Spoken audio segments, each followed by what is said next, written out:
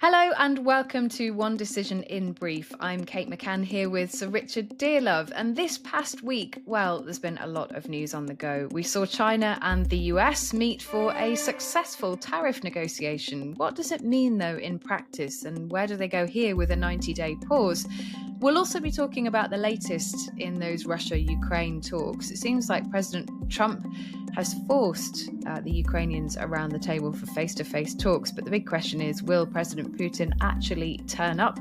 And finally, we're going to be talking about a really fascinating story, the fact that a Trump envoy used a Russian interpreter in talks about Ukraine. Yes, really, broke with long-standing protocol by not employing his own interpreter during those high-level meetings with Vladimir Putin. Some really big questions about that. So let's get into it. So, Richard, shall we start with China and the US? Because it feels like Donald Trump, one way or another, has at least got some kind of movement. I mean, it's not a trade deal quite, is it? No, it's not a trade deal yet, but it is the start of a negotiation. And I think when he claims he's done these fantastic trade deals, maybe there are one or two elements that have been sorted out. But what it means, I think, is they've created a platform for further negotiation and exchange.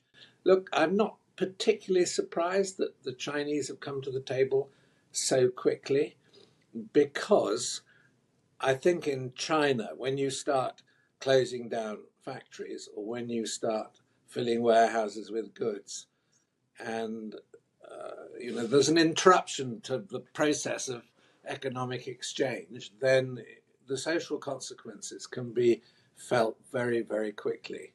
And we don't really think about this to the same extent in the West, because we don't see ourselves as living in a sort of brittle political and social climate. But I think the Chinese, although they've projected an image that is, we're on top of this, we hold the initiative, I think that's just Chinese propaganda, frankly. I think they're desperate to have a negotiation. And wow, Trump's brought them to the table in a way that would have been very difficult without the background of tariffs, in my view. In that 90 days now, what do you expect to see? Do you think a full trade deal is possible between the two sides? I don't think you'll get a full trade deal in 90 days. I think you'll get the primary elements of what a trade deal is going to look like, but there will be columns of production, or whatever you like to call them, which will take much longer to sort out. I think it establishes a framework for ongoing discussion and negotiation. Look, we should never have let China into the WTO on grounds that equated it to a Western democracy. And we've allowed our trade with China to become furiously imbalanced, particularly in the case of the United States. And I'm not in disagreement with the policy of trying to make that relationship more balanced.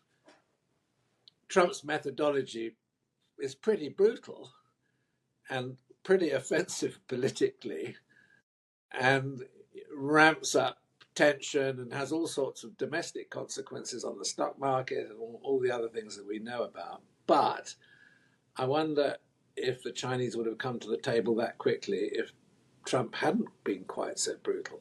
Yeah, maybe allowed the status quo to continue. I mean, you mentioned the impact of this kind of policy on China, on domestic communities in China. I mean, the domestic impact of Trump's tariffs in the US has been really significant.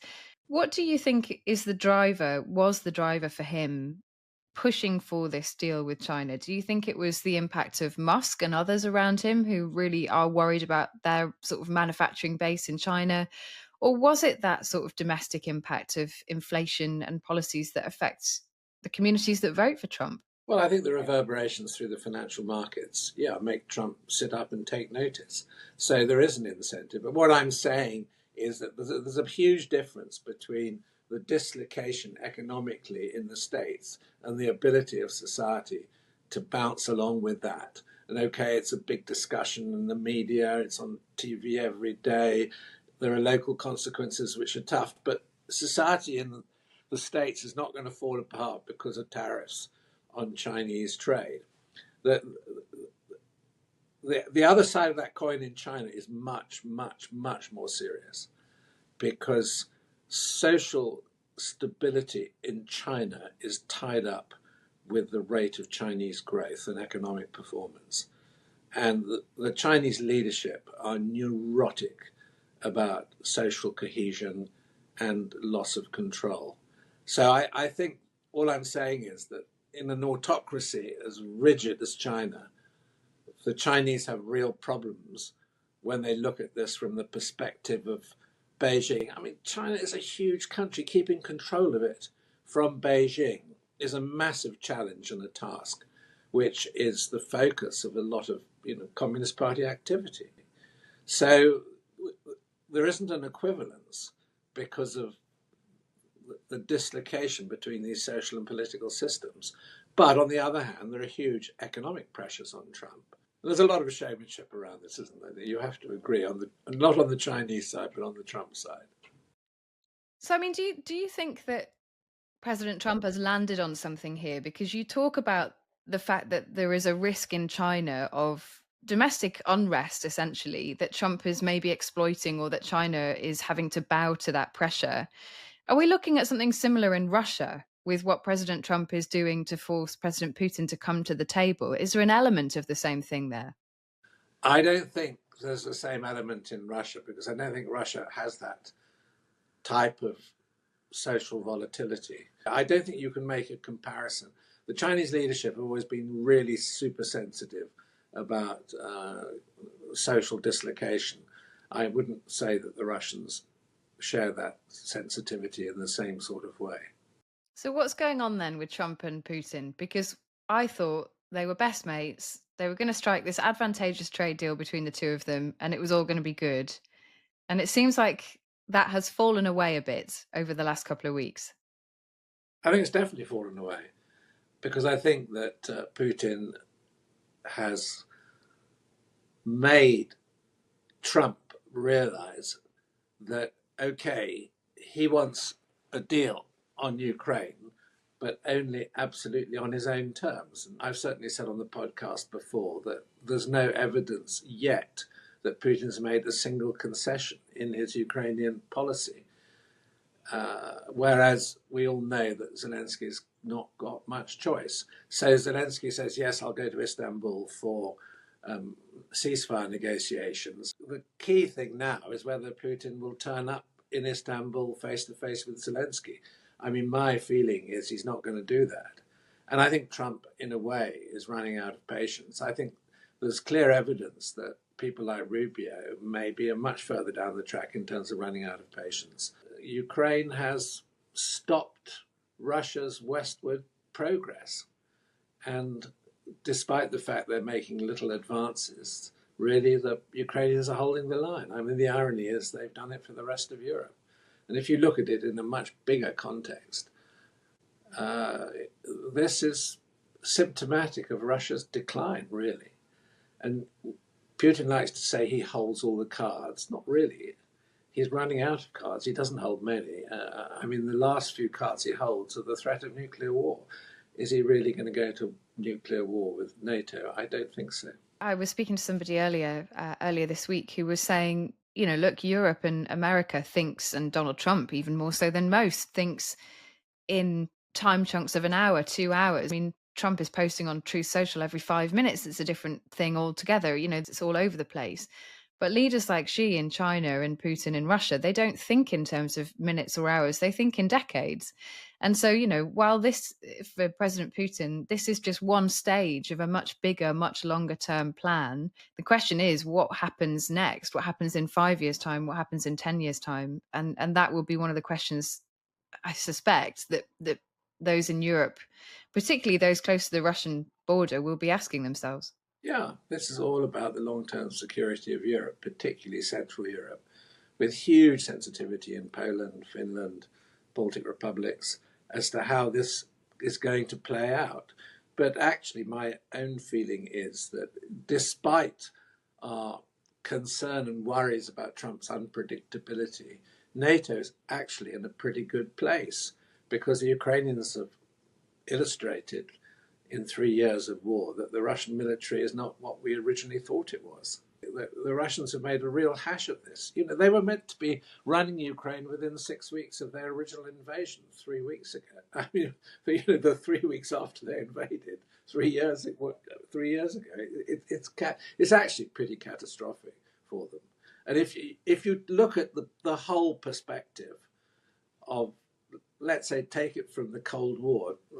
I mean, I've been thinking a lot about the start of my own career in 1966 and what Russia has happened to Russia in that period. Divided Germany, Germany reunited. Russia has been on a back foot. Loss of Eastern Europe, all those communist countries, loss of the Baltic republics, and now loss of Ukraine. That's existential. It's an absolute issue for the Russian identity, and they're going to lose Ukraine, or they're going to lose a good chunk of it, even if they hold on to 20% of the territory.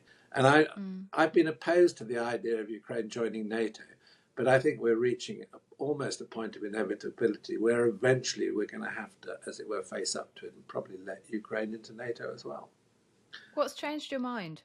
I think is the Russian intransigence and Russia's refusal to negotiate any sort of future for Ukraine. If they're that blocked in their minds, we have to, as it were, add Ukraine to NATO. And in a way, that's going to be a massive bastion against further Russian expansion. We've mentioned the change in tone from Donald Trump, but there is still a sense that those around Trump are potentially more open to believing or signing themselves up to Russia's version of events. What do you make of Steve Witkoff and The Interpreter? I just cannot believe that Witkoff can go to Russia and use a Russian interpreter and not take his own man. It just is mind-boggling. I mean, it's naivety for a start. Because you need to be in an authoritative and controlling position when you're putting across your own case in negotiation. I went to Russia quite a lot. I had the use of the best simultaneous British-Russian interpreter, a man called Tony Bishop, I think he was called. He was extraordinary. He was a brilliant interpreter, plus the fact he had a very, very good understanding of Russian mentality, Russian thinking. He could pick up vibes. I mean, he was an amazing ally to have with me. He wasn't actually a member of my service, but he was the best interpreter in the UK. He was so experienced and so knowledgeable. And to have him with me in Russia in some pretty difficult circumstances was an amazing experience, and gave you a certain reassurance which you would have lacked. I mean, some of the Russian English interpreters the Russians provided were gruesome. And you wouldn't have trusted them for 5 to 10 minutes, let alone used them. And you're putting all the cards in your opponent's hands. I just don't really get that at all. It shows a complete naivety. This isn't business. This is national security, for God's sake. Well, if Witkoff was naive to Russia's true intentions, President Macron certainly isn't now. We should end on this because I thought this was an amazing tale. You will have seen the pictures over the weekend of Macron and Starmer and others around the table. They were talking, of course, about Ukraine, about what should happen next. And there was a tissue on the table. It was like a photo opportunity. There was a tissue on the table next to Macron. And he obviously doesn't want a tissue next to him. It looks a bit weird. So he grabs this tissue and sort of hides it in his palm. And the Russians have been suggesting it was a bag of cocaine that he wanted to hide. And they've put out all this propaganda about the cocaine train and about how all the leaders were just, having a massive session on the train together. Well, I hadn't seen that. That's ridiculous. I mean, that shows, actually, in a way, that just shows how desperate the Russians are. That sort of propaganda is completely ridiculous, absolutely ridiculous. But it shows the lengths to which they're willing to go. Yeah, evidently not beneath them. So, Richard, it's been great to chat. Yeah, great, Kate. Look forward to our next session. Thank you, Sir Richard, and thank you to our listeners. We'll be back this Thursday with our regularly scheduled episodes. Of course, be sure to check us out on our social media, and you can subscribe to our YouTube channel for exclusive content such as explainers and interviews with world leaders. I'm Kate McCann. Thanks for listening.